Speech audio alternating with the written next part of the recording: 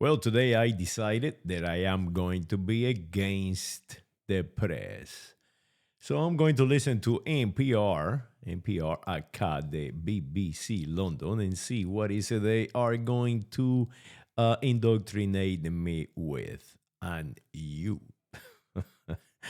I am listening through small little radio made in China. The Chinese are making some beautiful radios, extremely well behaved radios. I mean, I have never had a radio like that before in my life, and I really, really like radios. And I spend my entire life listening to the radio.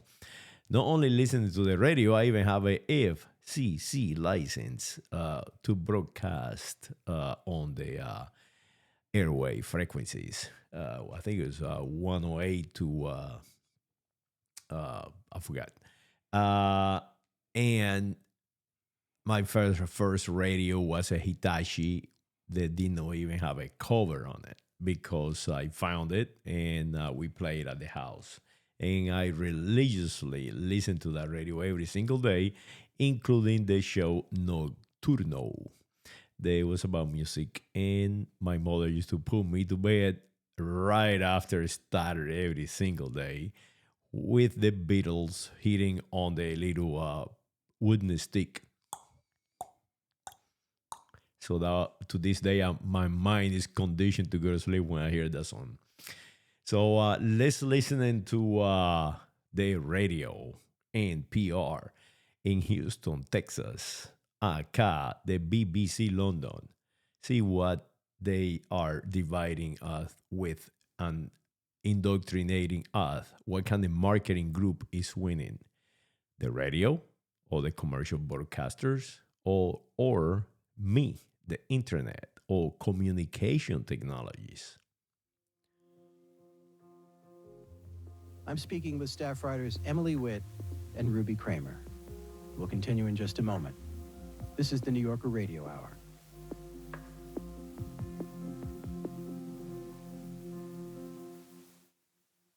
The New Yorker Radio Hour.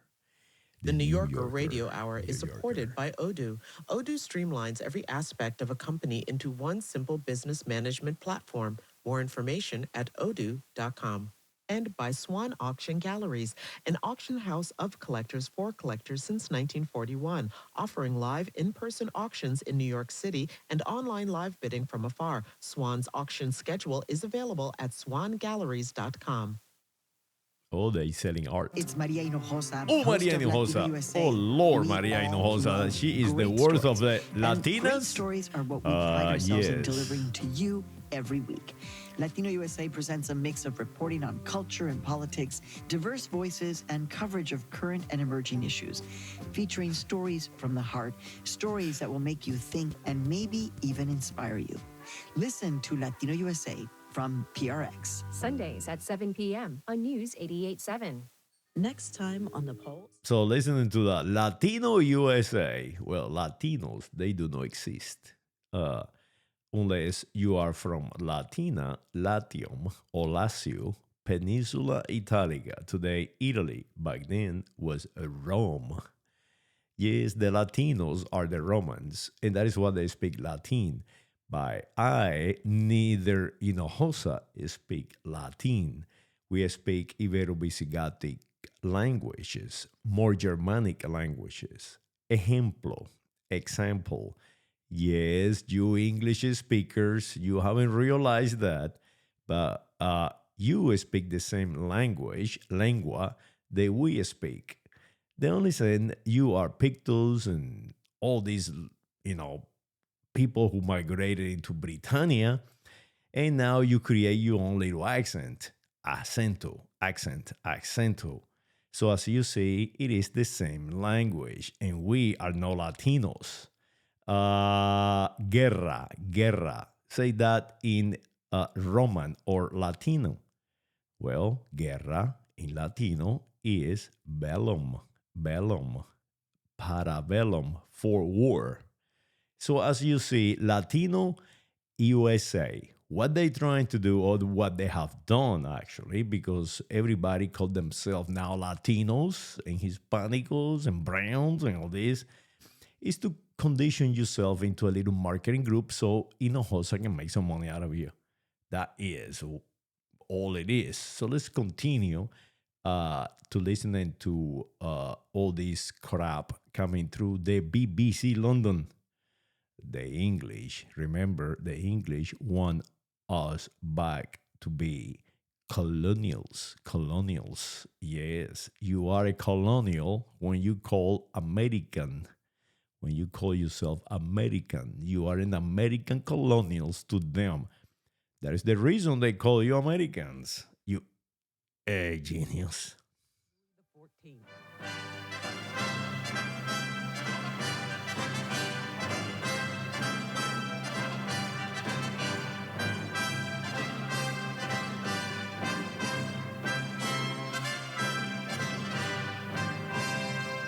From courtly dancing, it was just a hop, skip, and a jig to music that was written for court, but not meant for dancing. Well, that is the music that I grew up listening to on the radio in a little island named Cuba by Christopher Colon in 1492. And I listened to a lot of crappy music in my days, like made up cha-cha-cha and danzón and all these African-related music that I never was related to. To this day, I don't like bachata and all these songs. I just, it doesn't appeal to me. And the reason is human conditioning. I was never conditioned to that kind of music. My mother listened to European music, like modern European music, like the Beatles and Led Zeppelin and all that kind of music. But she never listened to the Cuban created music, like what is called like jazz type music. But I do like jazz, and as a matter of fact, the jazz and the Celtic music are my favorites, and classical music. So let's listen to NPR a little more. Wheel may the keel row.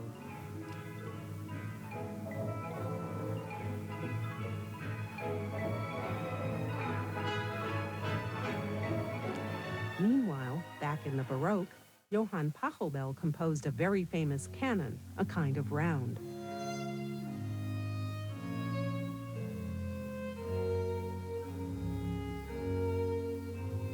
We usually hear the canon all by itself, but Pachelbel originally paired it with a jig. Well, I don't know what they intend to do, but right now they're just talking about music. They are trying to teach us music. I doubt. It is something behind it. It is something behind it. Probably something about directional guidance, like left. You are from the left, or you are from the right, or you are liberal, or you are what they call it, conservative. That is marketing groups. That is how they get you. And I have spoken to people, they repeat just that. Talking to me, not the right and the left. They actually speak like NPR. They listening and they learn how to use the vocabulary. Remember, the people do not create language. The oligarchy does. The oligarchy is the one that have the advantage of education, and they are the one who create the sounds, and they are the one in the Royal English Society can introduce new sounds and make those sounds professional and correct sounds. And let me give you an example about this. The word chicharrón. Chicharrón means pork rinds. So far in English, since I can remember, was named pork rinds. But because in the United States of America, we are a mix of sounds, we have a mix of sound. Chicharrón is being adopted everywhere, like tacos and burritos, and that is the original sounds from the American continent. So they need to transfer that to their population to assimilate them, to make them cohesive. And now chicharrón is an English word. As you see, the elite, the oligarchy, utilizes professors and people who are involved in language and they get paid for it. This commercial. They can manipulate language, manipulate the way you think, and that is who control the language. You are not. When they tell you there is a popular, what is called popular Latin or vulgar Latin, and that is why I am a Latino and you are Latino, and they have Maria Hinojosa as a Latina, and they have a Latino shows. Well, that is erroneous. There is no such a thing as a vulgar Latin. They're lying to you. And you don't know. You are a primitive, ignorant, and they are too. The repeaters are, but the oligarchs come in with that idea that they formulated, and you follow. Like you are from the right, and you are from the left, and now the music is some kind of way of showing you culture and language and knowledge. The reality is they control the music too. The music being pushed to you and I in the 1980s and 90s was rap. And I'm happening to be involved in it. I used to be a bus driver, and we used to get all these new young guys inside this bus and dress them and put them chains and accessories and hats sideways and pants down to your knees, showing you ass and your sex organs, and give them a little sounds and show that to the population and push that to the population. Today, we call that rap or hip hop. It started as a hip hop. And that culture, the tennis shoes, and people used to kill each other for Nike shoes, and the price went up. And this is all marketing. It's all a make-believe world that they create, and you follow like a little puppy. And when I'm sitting right beside a truck driver, that I start talking crap about the left and the right and speaking just like Maria Hinojosa, I know right away that they are conditioned, and there is no way in hell that I can recondition them. So let's listen a little more to NPR. Back a little bit since then, but not with great success.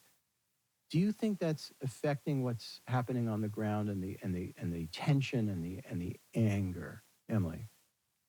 Yeah, absolutely. I mean, certainly the behavior of the agents, it appears they believe they have absolute immunity, just in terms of not only the people they've killed, but the way that they're treating protesters, insulting them, spraying them in the face with pepper spray. Sorry to interrupt, but I get the feeling that all of our listeners are a little bit like me. In other words, we get to watch snippets of this.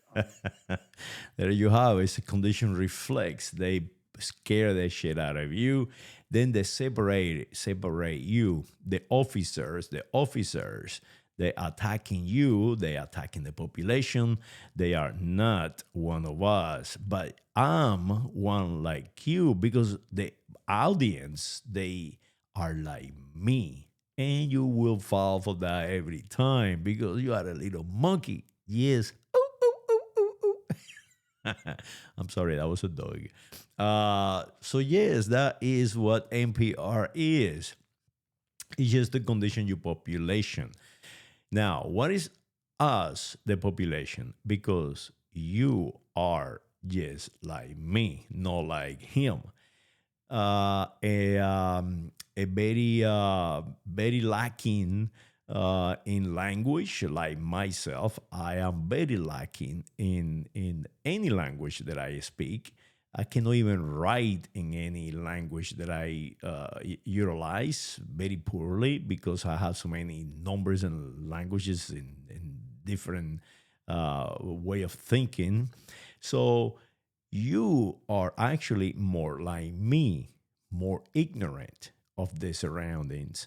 But we do have something they don't have, and that is that we are living in a real world, and they are living, existing in a fantasy world created to control you, to make marketing groups, and to make money out of you.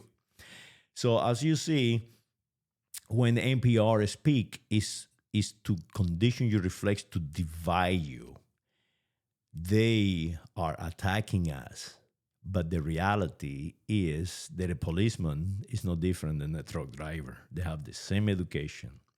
It's a matter of fact that it takes more to learn how to drive a big truck or an airplane or ship than it is to be a ICE agent.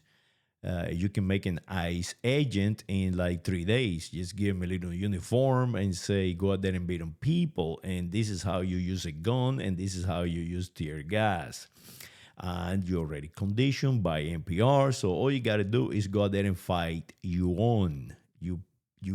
population. Go and control the population because they are from the left. And you are from the right. And that's it. That is all the training you get. And they will follow. They will kill you because that is what it is. I have somebody at the door. I gotta go. I'll be right back.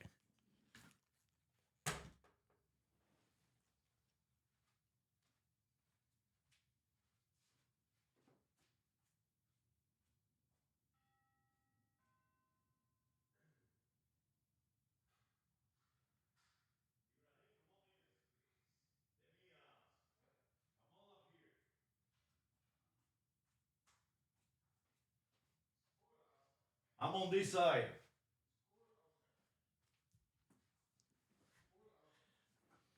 Ibrahim, come in. I am broadcasting. Let me finish my broadcast. Okay. Finish it. Let me finish it. Okay. So, guys, I have to go. I got my friend and my neighbor Ibrahim, and he just come to visit me. So let me give you a little noise That is safe for anybody involved. so you can see And what Ruby, they're at doing the to end there, you. he's referring to an incident that everybody here watched, on cable news and social media. This So, woman being pulled as out you of the see, car with cable news, social media, radio, broadcasting, they're all different. They're all fighting for one common denominator: you mine. What they're doing is creating marketing groups, and there is a big war going on in between the commercial broadcasters and the communication companies that they have been created since the 1990s. So go out there and realize that and stop being a follower. Saludos.